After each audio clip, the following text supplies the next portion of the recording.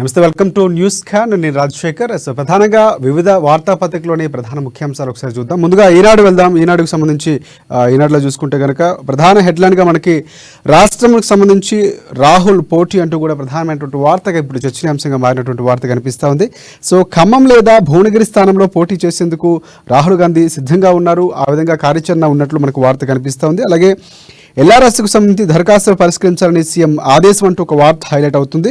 Group 1 prelims పరీక్ష June 9న, అలాగే 8 మంది ఏపీ ఎమ్మెల్యేలపై అనర్హత వేటంటూ కూడా మరొక వార్తలు స్లైడ్లో ఇచ్చినటువంటి పరిస్థితి కనిపిస్తోంది. ఇక మేనిఫెస్టోల అమలుపై చర్చకు సిద్ధమా, సీఎం రేవంత్ రెడ్డి సవాల్ విసిరారు నిన్న. సో దానికి సంబంధించి కూడా ప్రధానంగా కనిపిస్తుంది. భాజపాలకు సీఎం రేవంత్ రెడ్డి సవాల్ విసిరారు. తెలంగాణను కేసీఆర్ దివాలా తీయించాలని వ్యాఖ్య చేశారు. సింగరేణి ఉద్యోగులకు ₹1,00,00,000 ప్రమాద బీమా పథకం ప్రారంభించారు నిన్న సీఎం రేవంత్ రెడ్డి, మంత్రులు కూడా. ఇక మరొక వార్త చూసుకుంటే యువత స్వప్నాలతోనే వికసిత్ భారత్, పన్ను ఆదాయంలో ప్రతి పైసా అభివృద్ధికే 554 అమృత భారత్ స్టేషన్ల శంకుస్థాపనలో ప్రధాని మోదీ పాల్గొన్నటువంటి పరిస్థితి, కొన్ని వ్యాఖ్యలు కూడా చేశారు. సో నెక్స్ట్ భాషా ప్రాంతీయ భేదం లేకుండా అందరికీ మోదీ గ్యారంటీలు అంటూ ఇక్కడ వార్త హైలైట్ అవుతుంది. ఇక చిత్రంలో మంత్రి కిషన్ రెడ్డి పాల్గొన్నటువంటి పరిస్థితి కనిపిస్తుంది. గుజరాత్ సీఎం భూపేంద్ర భాయ్ పటేల్ మాట్లాడుతున్నటువంటి చిత్రపటం కూడా కనిపిస్తుంది. నెక్స్ట్ మనం సాక్షికి వెళ్దాం. సాక్షిలో చూసుకుంటే ప్రధానంగా ఈ నగరానికి ఏమైందని ఒక వార్త హైలైట్ అవుతా ఉంది. సో ఇక్కడ డ్రగ్స్కు సంబంధించి drugs party arrest, Manjeera group director గచ్చర వివేకానంద్ అరెస్టు, కేదార్ అలాగే నిర్భయ్ అనే పేరుతో 2 ప్రముఖులకు కూడా ఉన్నటువంటి పరిస్థితి కనిపిస్తుంది. ఇక దీనికి సంబంధించి దాంట్లో భాగంగానే ఉర్తా షహర్ అనే ఒక వార్త కూడా హైలైట్ అవుతుంది. దానికి సంబంధించి ఇది కూడా డ్రగ్స్ సంబంధించినటువంటి వార్త. హైదరాబాద్ను ముంచెస్తున్న డ్రగ్స్, గంజాయి, హెరాయిన్, కొకైన్ ఏది కావాలంటే అది వస్తున్నటువంటి పరిస్థితి కనిపిస్తుంది. ఇంత నిఘా నీడలో నూతన ప్రభుత్వం చర్యలు తీసుకుంటుందని చెప్తున్నా కూడా ఇలాంటి సంఘటనలు జరుగుతూనే ఉన్నాయి.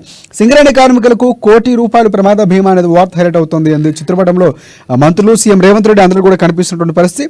ఎల్ఆర్ఎస్కు ల్యాండ్ క్లియర్ అంటూ వార్త హైలైట్ అవుతుంది. 2020 నాటి అక్రమ లేఅవుట్ల క్రమబద్ధీకరణకు రాష్ట్ర సర్కార్ నిర్ణయం. గ్రామ పంచాయతీలో లేఅవుట్లతో పాటు వ్యక్తిగత ప్లాట్లను క్రమబద్ధీకరించే ఛాన్స్ అనేది వార్త హైలైట్ అవుతుంది. నెక్స్ట్ 2 గ్యారంటీల ప్రారంభం సచివాలయంలోనే. సాయంత్రం చేవెల సభ హాజరు కానున్న సీఎం రేవంత్ రెడ్డి, మంత్రులు. మహబూబ్ నగర్ స్థానిక సంస్థల ఎమ్మెల్సీ ఎన్నికల నేపథ్యంలోనే ఉప ఎన్నికల షెడ్యూల్ రావడంతోనే మార్పు జరిగినట్లు మనకి ఇక్కడ వార్త ప్రచురితమైంది. జూన్ నుంచి 3వ టర్మ్ అంటూ మోదీకి సంబంధించి మా ఘన విజయం ఖాయమని మోదీ నిన్న వ్యాఖ్యలు చేసినటువంటి పరిస్థితి కనిపిస్తుంది. పలు రైల్వే ప్రాజెక్టులకు ఆయనకు శంకుస్థాపన కూడా చేశారు. మీకు కేసీఆర్కు తేడా ఏమైనా ఉందా, 2 నెలల్లో 10,000 కోట్ల రూపాయలు అప్పు చేశారంటూ ఇక్కడ బండి సంజయ్ వ్యాఖ్యలు కనిపిస్తున్నాయి. కాంగ్రెస్కు 40 సీట్లు కూడా రావు, ఆ పార్టీని ప్రజలు నమ్మడం లేదు, బీఆర్ఎస్ ఒక్క ఎంపీ సీటు కూడా గెలుచుకున్న ఎలాంటి నష్టం కూడా లేదంటూ కూడా చెప్పినటువంటి పరిస్థితి కనిపిస్తుంది. ఇక ప్రభుత్వ వైఫల్యాలే ప్రధాన ప్రచారాస్త్రాలుగా అంటూ ఒక వార్త సాక్షికి సంబంధించి హైలైట్ అవుతున్నటువంటి పరిస్థితి కనిపిస్తుంది. నెక్స్ట్ మనం ఆంధ్రజ్యోతికి వెళ్దాం.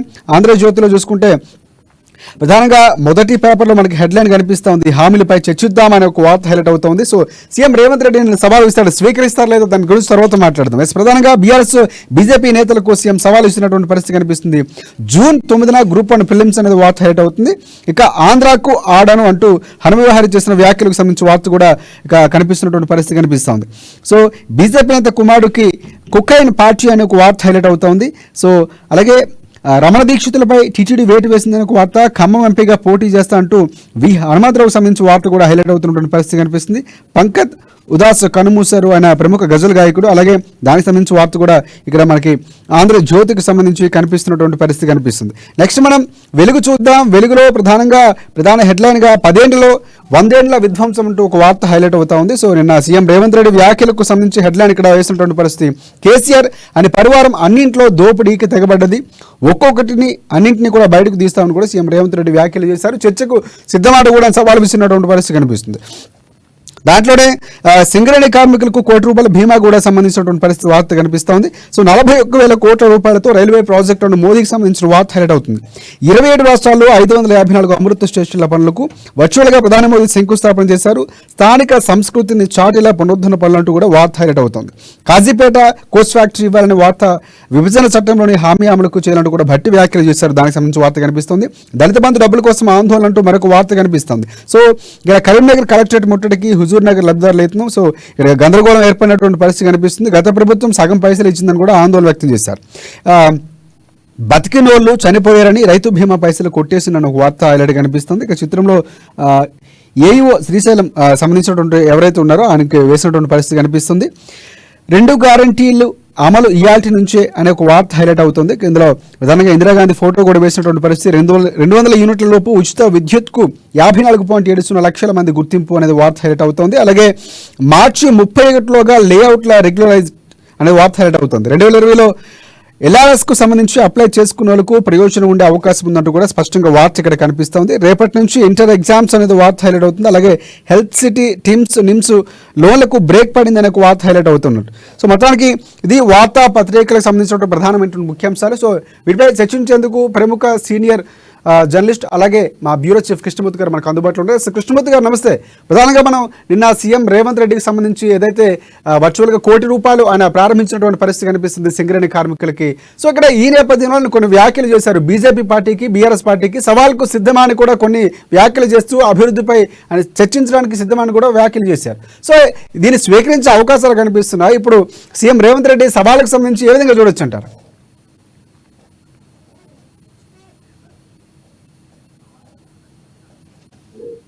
రాష్ట్ర ప్రజలకు వాస్తవాలు ఏంటంటే తెలిసే అవకాశం. రాష్ట్రంలో ప్రభుత్వం అనుకోగా 3 నెలలు కాలేదు. అప్పుడే హామీల మీద విపక్షాలు బీఆర్ఎస్ కానీ, బీజేపీ కానీ రాద్ధాంతం చేయడం, ఒకవైపు అస్తవ్యస్తంగా ఉన్నటువంటి పాలనను తగ్గించడంలో ప్రభుత్వ పెద్దలు నిమగ్నమయ్యారు. ఉద్యోగులకు సరైన తేదీలో జీతాలు ఇవ్వడానికి ఇబ్బందులు ఉన్న పరిస్థితి నుంచి కొంత గట్టెక్కించింది రాష్ట్రాన్ని. ఎస్, అప్పులు చేసుంటారు. అప్పులు చేయడం అనేది అంటే ఇనిషియల్ స్టేజ్ కొంత తప్పదు. ప్రభుత్వం నిలబెట్టుకోవాలంటే కొంత తీసుకురావాలి, అప్పు తీసుకురావాల్సింది. మన కుటుంబ సభ్యులతో మనం వెళ్ళిన తర్వాత మన ఇంట్లో చక్కదిద్దుకోవాలి, మన ఇంట్లో సామాన్లు చేసుకోవాలి, అని సమకూర్చుకోవాలనుకున్నప్పుడు కొంతమేర చేపదులు అప్పు తెచ్చుకోవాల్సిన అవసరం ఉంటుంది ఖచ్చితంగా. ఇది అట్లాంటిది అప్పుడు శాశ్వతంగా తీసుకొచ్చేది కాదు. విపక్షాలు చేసేటువంటి అంటే అదరూపాల మీద 6 గ్యారంటీల మీద ఆల్రెడీ 2 గ్యారంటీలను రాష్ట్ర ప్రభుత్వం అమలు చేసింది. మరో 2 గ్యారంటీలకు ఈ రోజు స్పీకర్ ఫస్ట్ నుంచి వస్తుంది, అమల్లోకి వస్తుంది అంటున్నారు. వస్తుంది. అయితే దీనికి సంబంధించి ఇప్పటికిప్పుడు అందరికి వచ్చిందా లబ్ధిదారులు మొత్తానికి ఇచ్చారా ఏమైంది మళ్ళీ మొదలవుతుంది. లబ్ధిదారులు అందరికీ లేదు, వాళ్ళని తప్ప వీళ్ళని తప్ప వాళ్ళకి ఇవ్వలేదు, వీళ్ళకి ఇవ్వలేదు. ఖచ్చితంగా కొంత లోటుపాట్లు ఉంటాయి. ఏ పథకం అమలు ప్రారంభంలో లోటుపాట్లు ఉంటాయి. వీటి విషయంలో ప్రతిపక్షాలు రాద్ధాంతం చేయకుండా ప్రభుత్వానికి సలహాలు సూచనలు ఇచ్చి సహకరిస్తే బాగుంటుంది. రాష్ట్రాన్ని గత ప్రభుత్వం పూర్తి స్థాయిలో భ్రష్టు పట్టించిపోయింది. అప్పుల పరంగా చూసుకున్నా, సంక్షేమ పథకాల అమలు విషయంలో చూసుకున్నా, పాలనాపరంగా చూసుకున్నా, అధికారుల పనితీరు చూసుకున్నా, ఏ రకంగా చూసుకున్నా అన్ని రంగాల్లో గత ప్రభుత్వం రాష్ట్రాన్ని పూర్తి స్థాయిలో భ్రష్టు పట్టించింది. ఈ వ్యవస్థను చక్కదిద్దాలంటే ఖచ్చితంగా సమయం పడుతుంది. చెప్పాను 100 సంవత్సరాలు వెనక్కి వెళ్ళారని రేవంత్ రెడ్డి చెప్పారు. చర్చకు వస్తారా అని అడిగారు. కరెక్టే. ఇసుకలో దోచుకున్నారు. ధరణికి సంబంధించిన వాటి విషయంలో ధరణి పేరుతో భూములను దోచుకున్నారు, మట్టిని దోచుకున్నారు, సంపదను దోచుకున్నారు. స్కీమ్లలో అన్ని దొరలే. రైతు బీమా పథకంలో కూడా అక్రమాలు జరిగాయి, రైతు బంధు విషయంలో కూడా అక్రమాలు జరిగాయని చెప్పి అరెస్ట్ చేస్తా ఉంటాం. అంటే గత ప్రభుత్వం ఏ రకంగా వ్యవహరించింది, దుబారా ఏ రకంగా చేసింది, ప్రభుత్వ ఖజానాన్ని ఏ రకంగా కొల్లగొట్టింది అనే విషయం దీన్ని బట్టి అర్థమవుతా ఉంది. మొదటి చెప్తా ఉన్నారు రేవంత్ రెడ్డి గాని, కాంగ్రెస్ పార్టీ గాని, రాష్ట్ర ప్రభుత్వం దుబారా ఎక్కువ చేస్తా ఉన్నది, అక్రమాలు ఎక్కువ చేస్తా ఉన్నది, అవినీతి ఎక్కువ జరుగుతా ఉన్నది, అనర్హులకు అనవసరంగా ప్రభుత్వ ఖజానాను కట్టబెడుతున్నారు, ఇది తప్పు, ఇది మంచిది కాదు, సంపదలకు ప్రభుత్వ సంపదను చూసి పెడుతున్నారు అని చెప్పారు. గత పాలకులు దీన్ని పట్టించుకోలేదు. వాళ్ళు ఒళ్ళేది మేము చేస్తామన్నారు. ఇప్పుడు మొత్తం బయటకు వస్తుంది. మళ్ళీ ఇప్పుడు మాట్లాడుతూ ఉన్నారు, పథకాలు అమలు కావట్లేదు, పథకాలు చేయట్లేదు. 10 సంవత్సరాలు ఉన్నారు సార్, ఇంటిలో ఉద్యోగం ఇచ్చిరా? ఎస్ ఎస్ కృష్ణమూర్తి గారు, ప్రధానంగా వ్యాఖ్యలు ఏవైతే చూసుకుంటున్నామో ఇక్కడ రేవంత్ రెడ్డి ఎస్ ఇవ్వనటువంటి పరిస్థితి కనిపిస్తుంది. ఇటువైపు పూర్తిగా నిరుద్యోగులకు ఇచ్చిన మాటలు కూడా ఇక్కడ నిలబెట్టుకున్నటువంటి పరిస్థితి ఉంది. వాళ్ళు ఇవ్వనప్పుడు 10 నెలలు సాధ్యం కాని అమలు చేయలేని వాళ్ళు ఈరోజు 2 నెలలు 3 నెలలు వచ్చి డబ్బులు పెట్టేందుకు ప్రజలమన్నట మొదటి కాల్చేందుకు ప్రజలతో అవుతుంది కదా. 10 నెలలు అమలు చేయలేదు.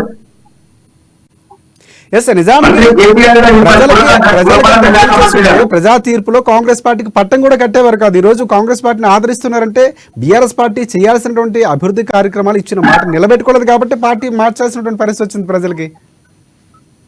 అదే నేను ఏమంటున్నాను, ఈ ప్రభుత్వం కొంత 6 నెలలు 1 year ఇచ్చిన తర్వాత అమలు చేయకపోతే నిలదీస్తే బాగుంటుంది. ఇప్పుడు అయిపోయిన మొత్తం ఇచ్చే అల్లావుతే అద్భుతంగా ఉందా మీ దగ్గర? వాళ్ళు ఉందా వస్తుంది టైం బాగా చెప్పినా మరి వీళ్ళు మర్చిపోయినా అద్భుతంగా మిచ్చిపోయినా వీళ్ళకి ఇస్తే వాళ్ళు అదే ఆ దీపాన్ని వాడుకుంటే అనుకోవచ్చు. వీళ్ళు భూమి బట్టి ఆ దీపాన్ని మిచ్చిపోయారు. భూమి ఇవ్వడానికి టైం పడుతుంది కదా. అంటే కొంచెం ఆలోచన చేయాలి. మేము 10 సంవత్సరాలు ఏం చేశాము? కృష్ణమూర్తి గారు అంటే కృష్ణమూర్తి గారు, ఒకటి సీఎం సవాలుకు సంబంధించి బీజేపీ నుంచి కానీ బీఆర్ఎస్ పార్టీ నుంచి నేతలు స్పందించే అవకాశాలు ఉన్నాయి. ఎలా స్పందించే అవకాశాలు కనిపిస్తున్నాయి? ఖచ్చితంగా చర్చకు సిద్ధం అంటే ఇప్పుడే కారు పార్టీ ఖాళీ అయిపోతున్నటువంటి పరిస్థితి కనిపిస్తూ ఉంది. సో ఆదరణ కూడా తగ్గిపోయినటువంటి పరిస్థితి. బీజేపీ కొంతవరకు పుంజుకున్న తగ్గినటువంటి పరిస్థితులు కనిపిస్తున్నాయి. సో ఎలా తీసుకునే అవకాశాలు కనిపిస్తున్నాయి రెండు పార్టీలు సీఎం రేవంత్ రెడ్డి సవాల్ని? ఏం తీసుకుంటే సార్, ఎలక్షన్ టైంలో ఈ సవాళ్ళు పెద్ద సవాళ్ళు ఉండనే ఉంటాయి. వీళ్ళు మాట్లాడితే మళ్ళీ వాళ్ళు ఇంకో రకంగా మాట్లాడే అవకాశం ఉంటాయి. దాన్ని కొంచెం తిప్పి మాట్లాడే అవకాశాలు ఉంటాయి. రైతు బంధు పడాలలో రైతులు రుణమాఫీ సంబంధించిన డబ్బులు February 1 వేస్తారని ఏమి అని అవుతారు విపక్షాలు. గతంలో రేవంత్ రెడ్డి చెప్పారు, February 1 వేస్తున్నాం మీ అకౌంట్లలో రైతు రుణమాఫీ జరిగిపోతుంది, అందులో తీసుకోవచ్చు అని చెప్పారు. కానీ వాస్తవంగా ఆయన అధికారంలోకి వచ్చి అధికారం చేపట్టి ఖజానా పరిస్థితి డొలా ఉంటుంది. బయట ఏం చెప్పారు రికార్డు ఏమున్నాయి అంటే ఏం లేదు. దీంతో కొంచెం జాప్యం జరుగుతూ ఉన్నాయి. ఒప్పుకుంటున్నాం కదా, ఎస్ కొంత జాప్యం జరుగుతుంది. ఖచ్చితంగా రుణమాఫీ చేస్తాము అని చెప్తాము. చెప్పారు ఒప్పుకున్నదా? ఎస్ జాప్యం జరిగింది, చెప్పినాం జాప్యం జరిగింది, ఒప్పుకుంటామని చెప్పారు. వీళ్ళు ఏమంటారు, ముందు February 1 వేసావా, అకౌంట్లో వేశారు రుణమాఫీ డబ్బులు చూపించండి అడుగుతారు. ఒప్పుకోవడం లోక్సభ ఎన్నికలు వస్తున్నాయి. ఎన్నికల్లో ప్రచారంలో ప్రచారాలు అన్ని పార్టీలు కావాలి. బీఆర్ఎస్ కావాలి, బీజేపీ కావాలి, కాంగ్రెస్ కావాలి, మిగతా పట్టుబడి. కాబట్టి వాళ్ళకు అనుకూలంగా ఉన్నటువంటి అంశాలను ప్రాతిపదికగా చేసుకుని ప్రజల్లోకి వెళ్ళి పార్టీ ప్రయత్నం చేస్తాం. దీంట్లో ఎటువంటి ఇది లేదు. కానీ గ్యారంటీల విషయంలో కాంగ్రెస్ పార్టీ ఖచ్చితంగా సమయం ఇవ్వాల్సిన అవసరం చెప్పారు. మేము నెలకు 70 కోట్ల రూపాయలు అప్లై కడతామని చెప్పారు. వడ్డీ నిన్న వడ్డీలు కడుతున్నారు. అంటే ఏ రకమైనటువంటి వడ్డీలు చెల్లించుకుంటాం. ఇంత భారంగా ఖజానా పరిస్థితి ఉన్నప్పుడు ఇమీడియట్ ఆలస్యంగా మొట్ట మార్పడగా అమలు చేసే అమలు చేస్తారు. కృష్ణమూర్తి, ప్రధానంగా సింగరేణి కార్మికులకి ఇంత అస్తవ్యస్తంగా ఉన్నటువంటి వ్యవస్థను సరిదిద్దుకుంటూనే ముందుకు వెళ్తున్నటువంటి పరిస్థితి కాంగ్రెస్ పార్టీ కనిపిస్తోంది. సో సింగరేణి కార్మికులకు సంబంధించి ₹1 కోటి ప్రమాద బీమా ప్రకటన అనేది, సో దానికి సంబంధించి ఏ విధంగా చూడొచ్చు అంటారు? అంటే ఒక నిర్మాణాత్మకమైనటువంటి ఒక విప్లవాత్మకమైన నిర్ణయం తీసుకుంది అనుకోవచ్చా కాంగ్రెస్ ప్రభుత్వం? సింగరేణి జాతి సంపద, సింగరేణి కార్మికులకు ఇవ్వాల్సిందే. గత ప్రభుత్వం వాళ్ళని నిర్లక్ష్యం చేసింది. కాకపోతే వాళ్ళు చెప్తున్నారు వేరే కార్మికులు నమ్మేశారు ఆ గతంలో. అంటే ఏదో చేస్తాంటే ఇది లేకుండా ఏ పని చేస్తాంటే అనుకున్నాను. ఖచ్చితంగా కార్మికులకు ఇవ్వాల్సిందే. వాళ్ళ శ్రమ వాళ్ళు అంటే ఒక కార్మికుడు దండకు వెళ్ళిన తర్వాత అతను ఎలా వస్తారో అనే విషయాన్ని వాళ్ళ కుటుంబ సభ్యులు ఇప్పటికీ నిరంతరం ఆందోళన చెందాల్సిన పరిస్థితి ఉంది. ప్రకృతి వైపరీత్యమా లేకపోతే మానవ తప్పిదమా, యంత్రలోపమా, ఏ రకంగా జరుగుతుంది ప్రమాదం అనేది ఎవరికి తెలియదు. మనం చూస్తూ ఉంటాం. ఒక్కోసారి గంట ఉంటే మళ్ళీ గడి కూలి వాళ్ళ మీద పని చనిపోయిన సంఘటన, కానీ కార్మికులు ఎంతో మంది ప్రాణాలు కోల్పోయినా. అట్లాంటి వాళ్ళకి ఎట్లాంటి బీమా సౌకర్యాలు కల్పించడం అనేది ఉత్తమమైనటువంటి విషయం. ఇది నాకు తెలిసి అత్యంత విలువైనది నేను అన్నాను. అత్యంత ఇంకోటి ప్రధానంగా ఎల్ఆర్ఎస్ కు సంబంధించి లైన్ క్లియర్ చేస్తూ ప్రభుత్వం చాలా కీలక నిర్ణయం తీసుకుంది. 2020 నాటి అక్రమ లేఅవుట్ల క్రమబద్ధీకరణకు రాష్ట్ర సర్కార్ నిర్ణయం తీసుకున్నటువంటి పరిస్థితి కనిపిస్తుంది. చాలా మందికి అప్లై చేసుకునే వారికి లబ్ధి చేకూరే అవకాశం కనిపిస్తుంది. గ్రామ పంచాయతీలోని లేఅవుట్లతో పాటు వ్యక్తిగత ప్లాంట్లు కూడా క్రమబద్ధీకరించే ఛాన్స్ కనిపిస్తుంది. సో ఈ నిర్ణయం అనేది కాంగ్రెస్ ప్రభుత్వానికి సంబంధించి గత ప్రభుత్వంలో చాలా వరకు అక్రమాలు జరిగినటువంటి పరిస్థితి ఉందని ఆరోపణలు వినిపించిన నేపథ్యంలో ప్రభుత్వం ఈ నిర్ణయం తీసుకోవడం ఏ విధంగా చూడొచ్చు అంటారు? నిజంగా ఇది కూడా కొంత ఖజానాకు డబ్బులు వస్తాయి దీంతో, ఎన్ఆర్ఎస్ దీంతో. ప్రస్తుతం ఉన్నటువంటి పరిస్థితుల్లో ఖజానా కూడా కొంత వనరులు సమకూరాల్సిన అవసరం ఉంటుంది కాబట్టి అది ఒకటి. ఇంకొకటి ఏంటంటే రియల్ ఎస్టేట్ పుంజుకోవాలి. చాలా మంది రియల్ ఎస్టేట్ వ్యాపారులు భూములను తీసుకొని లేఅవుట్ తీసుకుని వారి క్రమబద్ధీకరణ విషయంలో ప్రభుత్వం నుంచి స్పష్టత రాకపోవడంతో ఆగిపోయినాయి. వాళ్ళందరూ ఇబ్బందులు పడతా ఉన్నారు. కొంతమంది ఆర్థిక ఇబ్బందులు పడతా ఉన్నారు. కొంతమంది అప్పులు తీసుకొచ్చి అప్పులు చెల్లించలేక ఇబ్బందులు పడతా ఉన్నారు. ఇట్లాంటి వాళ్ళందరూ కూడా ఉపయోగపడుతుంది. ఎన్ఆర్ఎస్ సంబంధించి ప్రతి గ్రామ ప్రాంతాలకు, గ్రామ పంచాయతీలకు, మున్సిపాలిటీలకు వీటన్నిటి కూడా నిధులు సమకూరే అవకాశం ఉంది. ఎన్ఆర్ఎస్ ద్వారా వచ్చేటువంటి డబ్బులలో 50% రాష్ట్ర ప్రభుత్వానికి ఉంటే మిగతా అమౌంట్ లోకల్ బాడీస్కి వెళ్ళిపోతుంది. వాటికి కూడా గ్రామంలో ఉన్నటువంటి పెండింగ్ పనులకు కానీ, గ్రామాల్లో ఉన్నటువంటి బకాయిలు గత ప్రభుత్వం చేసినటువంటి అప్పులు తీర్చాల్సిన అవసరం ఉంటుంది. సర్పంచ్ను ఉన్న ఆందోళన కూడా చెప్పారు. అంటే మాజీ సర్పంచ్ పదవీకాలం అయిపోయినా వాళ్ళ హయాంలో చేశారు కాబట్టి చేసిన కాంట్రాక్టర్లు మళ్ళీ మాజీ సర్పంచ్ బాబు అంటే వాళ్ళకు కొంత ఈ వెసులుబాటు కలిగే అవకాశం ఉంది. ఇది అంటే ఇటు ప్రభుత్వానికి, ఇటు రియల్ ఎస్టేట్ వ్యాపారులకు, ఇటు గ్రామ పంచాయతీలకు, స్థానిక సంస్థల బలోపేతానికి ఇది ఉపయోగపడుతుంది. ఖచ్చితంగా ఈ పథకం 2000 సంవత్సరం మొదలుపెట్టడానికి కొంత కోర్టు కారణంతో అనుకుంటా, కోర్టు జోక్యంతో కోర్టులో కొంత కేసులు వేశారు దీనికి సంబంధించి. వాటి అంశంతో గత ప్రభుత్వం కొంత వాయిదా వేసింది. గతంలోనే పెద్ద పెద్ద ఓటింగ్ కట్టి చెప్పింది ఎల్ఆర్ఎస్ వీటికి దరఖాస్తు చేసుకొని ఇచ్చేస్తామని చెప్పేసి భారీ ఎత్తున ప్రచారం చేసింది. నా బొమ్మ కూడా ఓన్లీ కేసీఆర్ మన వేరే వాళ్ళ బొమ్మలు ఉండే, వాటి మీద అవే ఉండే. ఆ ఇద్దరు బొమ్మలు, కుటుంబ సభ్యుల బొమ్మలు మాత్రం ఉండే. వాటితో వాళ్ళు ప్రచారం చేసారు. అంటే ఈ ప్రభుత్వం వచ్చిన తర్వాత ఏ వర్గము ఎక్కడ ఎవరు కూడా ఇబ్బందులు గురి కావద్దు. గత ప్రభుత్వం కొంతమంది కావాలని వేదికలకు చేసింది.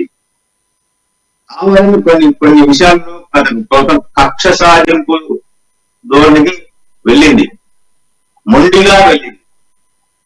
కాబట్టి అట్లాంటి వాళ్ళందరికీ న్యాయం చేయాలి, పారదర్శకంగా ఉండాలి, పూర్తి స్థాయిలో పాలన అనే అంశంలో రేవంత్ రెడ్డి ప్రభుత్వం కొంత ముందుకు వెళ్తా ఉన్నది. ఇందుకు సంబంధించి ఎప్పటికప్పుడు కూడా ఉన్నతాధికారులను సలహాలు సూచనలు చేస్తూనే, వాళ్ళు చెప్పేటువంటి సలహాలు సూచనలు వింటూనే ఏ రకంగా పాలన ముందుకు తీసుకెళ్ళాలి అనే విషయం మనము ప్రజాపాలన సంబంధించిన విషయంలో కానీ దరఖాస్తులు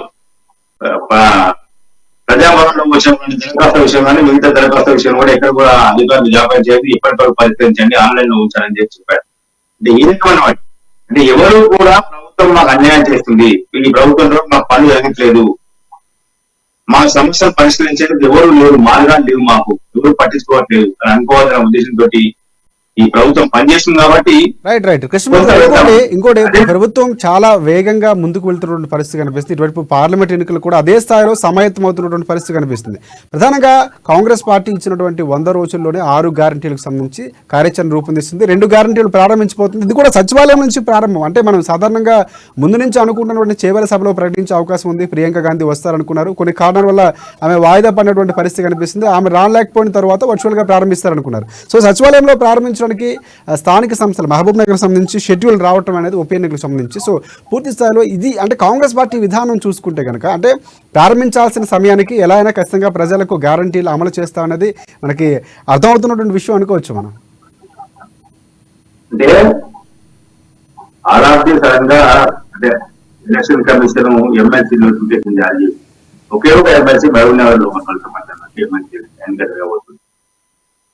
కాబట్టి ఈ ఉప ఎన్నిక అనుకోని విధంగా అంటే ఈసీ ముందే అనుకుంటుంది, కానీ రాష్ట్ర ప్రభుత్వం తెలుసుకుంటలేదు. రాష్ట్ర ప్రభుత్వం మాత్రం గడిచిన 5 రోజులుగా చెప్తా ఉన్నాడు, మేము చేవెళ్ళ సభలో ఈ 2 పథకాలను అమలు చేస్తామని చెప్పారు. 3 రోజులుగా చేవెళ్లలో సభా వేదికకు సంబంధించిన ఏర్పాట్లను ప్రభుత్వం చేస్తా ఉన్నది. ఇందుకు సంబంధించినటువంటి కార్యక్రమాలు ముందుకు వెళ్తున్నాం. ప్రియాంక గాంధీ వస్తున్నాం, చివరి నిమిషంలో నిన్న ప్రియాంక గాంధీ రావట్లేదు, వర్చువల్ ద్వారా ప్రారంభిస్తానని చెప్పారు. అయితే రేవంత్ రెడ్డి అక్కడ వెళ్ళి ప్రారంభిస్తాడు చేవెళ్ళలో, ఆ తర్వాత బహిరంగ సభలో మాట్లాడాలనుకున్నాం. కానీ ప్రభుత్వ పథకాలు అమలు చేయాలంటే కోర్ అమల్లో ఉన్నందున సచివాలయం నుంచి సింపుల్ గా సచివాలయంలోనే వాటిని ప్రారంభించి ఆ తర్వాత చేవెళ్ళలో జరిగే సభకు వెళ్ళి అక్కడ రేవంత్ రెడ్డి ప్రసంగించే అవకాశం ఉంది. అక్కడ రేవంత్ రెడ్డి ప్రభుత్వ పనితీరు గడిచిన 2.5 సంవత్సరాలు పాలనలో జరిగినటువంటి అభివృద్ధి పరంగానే మిగతా అంశాలంగానే ప్రజలకు వివరించే అవకాశం ఉంది. రాబోయే ఎన్నికల్లో, లోక్సభ ఎన్నికల్లో పార్టీకి మద్దతు ఇవ్వాలి, పార్టీని ఆదరించి కోరే అవకాశాలు కల్పిస్తాం. అంటే ఎన్నికల కోడ్ ఉన్నప్పుడు రాష్ట్ర ప్రభుత్వ పథకాలను అమలు చేయకూడదు. అంటే కొత్త పథకాలను ప్రవేశపెట్టడం కానీ కొత్త హామీలను ప్రకటించడం కానీ చేయకూడదు. అది నిబంధన. కాబట్టి దాన్ని దృష్టిలో పెట్టుకొని అనవసరంగా సాయంత్రం ఈ నిర్ణయం తీసుకున్నట్టుగా తెలుస్తా ఉంది. వాస్తవానికి కోడ్ నిన్న సాయంత్రమే ఎలక్షన్ కమిషన్ ఈ మహబూబ్ నగర్ ఎమ్మెల్సీ ఉప ఎన్నికకు సంబంధించిన నోటిఫికేషన్ జారీ చేసిన నేపథ్యంలో ఈ నిర్ణయం తీసుకొని తెలుస్తా ఉన్నది.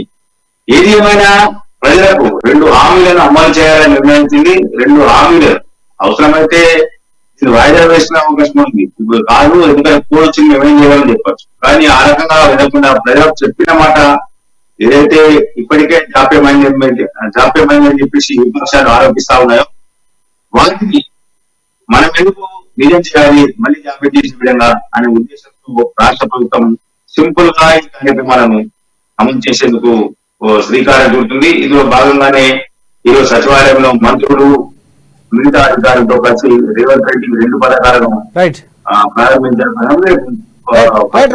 కృష్ణమూర్తి గారు, ఇంకోటి అంటే పార్లమెంట్ ఎన్నికలు సమీపిస్తున్నటువంటి నేపథ్యంలో రాష్ట్రం నుంచి రాహుల్ గాంధీ పోటీ చేయబోతున్నారు. ముందు నుంచి సోనియా గాంధీ కానీ ఎవరో ఒకరిని పోటీ చేయాలని అభ్యర్థించినటువంటి పరిస్థితులు ఉన్నాయి. భట్టి విక్రమార్క కానీ రేవంత్ రెడ్డి కానీ పూర్తి స్థాయిలో ఇక్కడ తెలంగాణ నుంచి పోటీ చేయాలని కోరినటువంటి సందర్భాలు ఉన్నాయి. సో ఇక్కడ రాహుల్ గాంధీ ఖమ్మం లేదా భువనగిరి నుంచి పోటీ చేసే అవకాశాలు ఉన్నాయని మనకి తెలుస్తున్నటువంటి పరిస్థితి. ప్రధానంగా ఈనాడులో కూడా దానికి సంబంధించి రాష్ట్రం నుంచి రాహుల్ పోటీ అని ఒక వార్త వేశారు కూడా. సో ఆయన పోటీకి సంబంధించి సాధ్యాసాధ్యాలపై పరిశీలిస్తే కనుక ఖచ్చితంగా కాంగ్రెస్ పార్టీ గ్రాఫ్ పెరగాలంటే పోటీ చేయాల్సిన అవసరం ఉందని కాంగ్రెస్ నేతలు భావిస్తున్నారు. సో ఆయన పోటీ చేసే అవకాశాలు ఉన్నాయంటారా? మొదటి నుంచి కూడా రాహుల్ గాంధీ రాష్ట్రం నుంచి పోటీ చేయాలని చెప్పి కోరుతా ఉన్నారు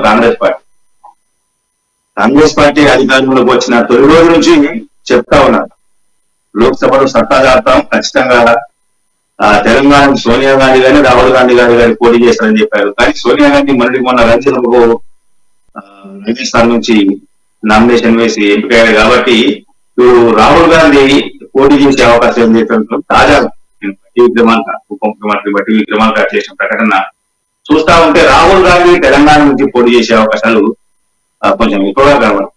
ప్రధానంగా ఖమ్మం జిల్లాలో మొత్తంగా ఒక అసెంబ్లీ స్థానం తప్ప మొత్తంగా ఖమ్మం జిల్లాలో కాంగ్రెస్ పార్టీ మొన్న జరిగిన అసెంబ్లీ ఎన్నికల్లో గెలిచింది 9 స్థానం. 2 మంత్రులు ఉన్నారు, 2 ముగ్గురు మంత్రులు ఉన్నారు.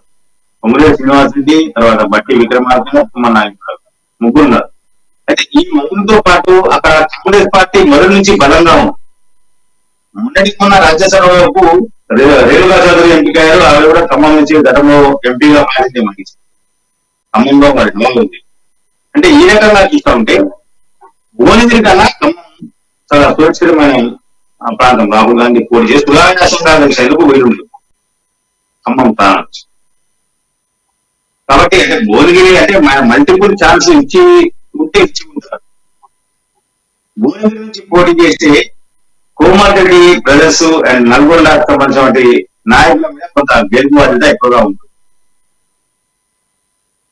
గతంలో కోమటిరెడ్డి రాజగోపాల్ రెడ్డి, ప్రస్తుతం మునుగోడు ఎమ్మెల్యే కోమటిరెడ్డి రాజగోపాల్ రెడ్డి భువనగిరి ఎంపీగా ప్రాతినిధ్యం వహించారు. ఆ తర్వాత ఇప్పుడు కోమటిరెడ్డి వెంకటరెడ్డి ప్రాతినిధ్యం వహిస్తున్నారు. ఈ రకంగా చూసుకుంటే వాళ్ళిద్దరి మీద ఎక్కువ బాధ్యత ఉంటుంది. రాహుల్ గాంధీ పోటీ చేసి గెలుపు బాధ్యతలు ఖచ్చితంగా వేసుకోవాల్సి అవసరం. వీరితో పాటు అదే జిల్లాకు చెందినటువంటి ఉత్తమ్ కుమార్ రెడ్డి, జానాం రెడ్డి, వీరందరి మీద కూడా ఎక్కువగా ఉంటుంది.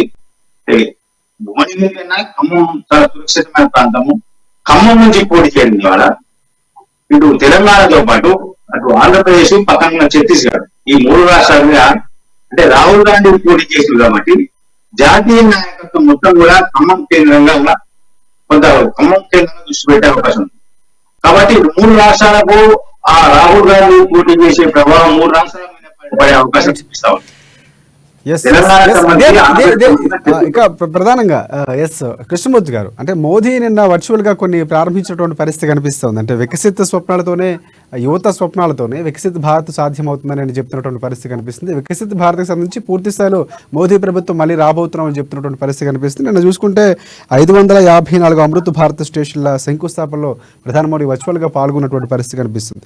సో అలాగే మన తెలంగాణకు సంబంధించి 15 రైల్వే స్టేషన్ల అభివృద్ధి కూడా ఉన్నటువంటి పరిస్థితి కనిపిస్తుంది. ప్రతి పన్ను ఆదాయంలో కూడా ప్రతి పైసాను అభివృద్ధికి ఖర్చు పెడతామని నిన్న మోదీ వ్యాఖ్యలు చేశారు. సో మోదీకి సంబంధించిన విజన్ పూర్తి స్థాయిలో ముందుకు వెళ్తున్నటువంటి పరిస్థితి కనిపిస్తుంది. పార్లమెంట్ ఎన్నికలకు ఖచ్చితంగా 400 సీట్లు సాధిస్తామని చెప్తున్నటువంటి ఎన్డీఏ ప్రభుత్వం చెప్తున్నటువంటి పరిస్థితి కనిపిస్తుంది. సో పూర్తిగా నిన్న వందే భారత్ సంబంధించి, అంటే వందే భారత్ రైలు ఒక సునామీ లాగా ఉన్నటువంటి పరిస్థితి, తర్వాత అమృత్ భారత్ రైలు ప్రారంభిస్తున్నటువంటి పరిస్థితి కనిపిస్తుంది. సో ఎలా చూడొచ్చు అంటారు? అంటే నిన్న ప్రధానమంత్రి చేసినటువంటి ప్రారంభోత్సవాలు గిన్నెస్ రికార్డ్ చెప్తా ఉన్నారు. ఏకకాలంలో 500 రైల్వే స్టేషన్ వర్చువల్ ద్వారా ప్రారంభించాం. శంకుస్థాపన 500 రైల్వే స్టేషన్ల అభివృద్ధి పనులకు ఏకకాలం వర్చువల్ ద్వారా ప్రారంభించాం అనేది కొంత రికార్డు. భారీ ఎత్తున, ఇంత భారీ ఎత్తున గతంలో ఎప్పుడు కూడా ఇట్లాంటి అభివృద్ధి పనులని శంకుస్థాపన చేసిన ఘటనలు లేవు అని చెప్పి చెప్తా ఉన్నారు. మొదటి నుంచి చెప్తా ఉన్నారు నరేంద్ర మోడీ.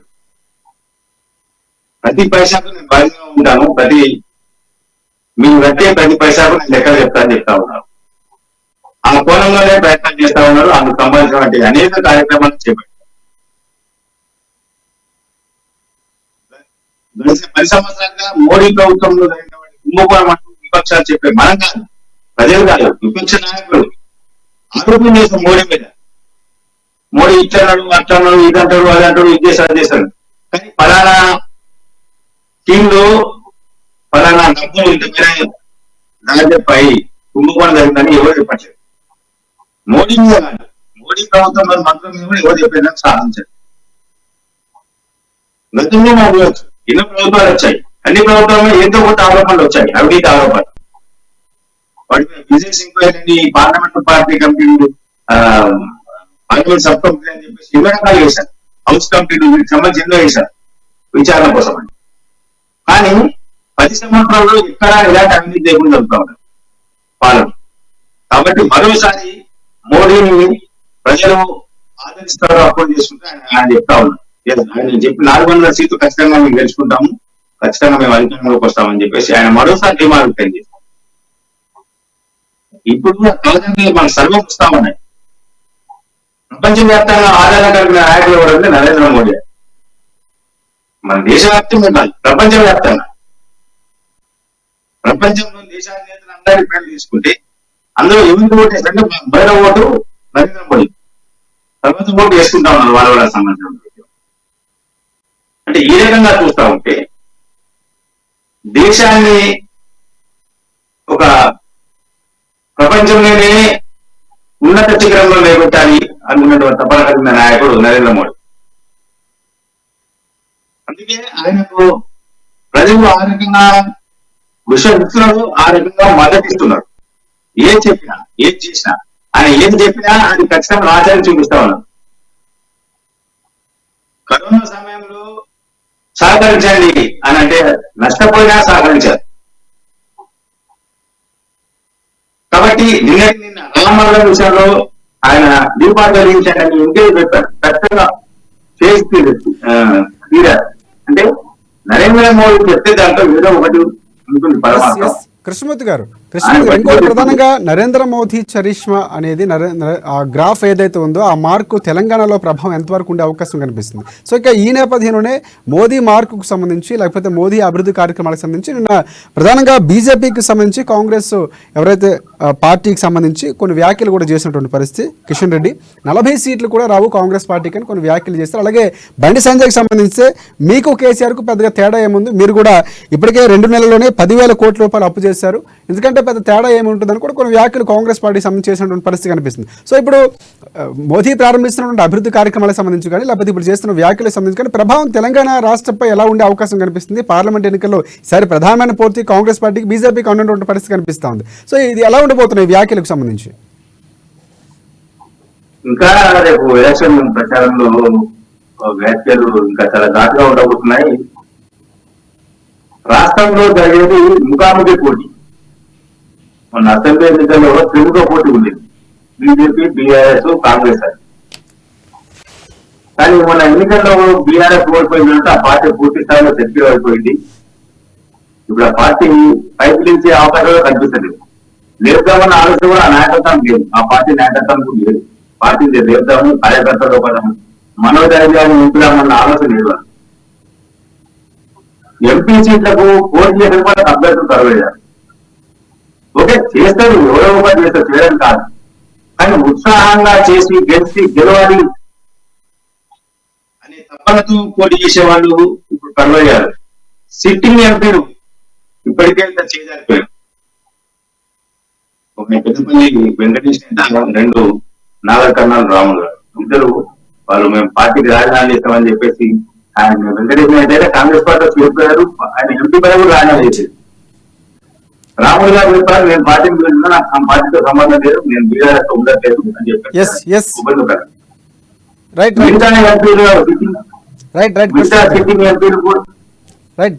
థ్యాంక్ యూ విశ్లేషణలో పాల్గొనేందుకు థ్యాంక్ యూ కృష్ణమూర్తి గారు.